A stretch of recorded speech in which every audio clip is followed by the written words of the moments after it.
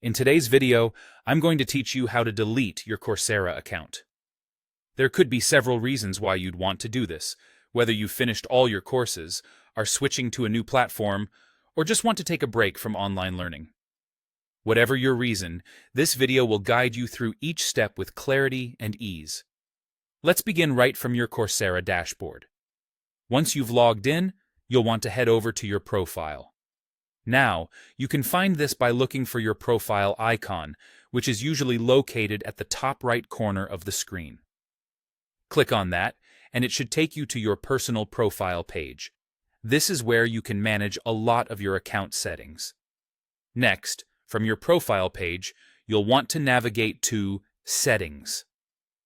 This section gives you control over various aspects of your account, including privacy options, email notifications, and more. As you scroll down through this page, look carefully until you see the option labeled Delete My Account. It's generally well marked, so it should catch your attention as you move through your settings. Upon clicking Delete My Account, you will be presented with a few checkboxes that are crucial to read through. These checkboxes are there to ensure you understand the consequences of deleting your account. Let's go through them. Firstly, know that once you delete your account, you will no longer be able to log back into it. This means that any access to courses and materials associated with your profile will be lost. Another important point is that personally identifiable information in your profile will be removed.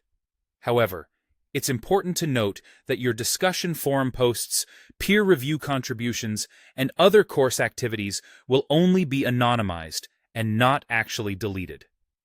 Regarding any certificates you've earned, unfortunately, those will be permanently deleted. So, if you've shared any of your course certificates on platforms like LinkedIn, be aware that the links back to them will no longer function.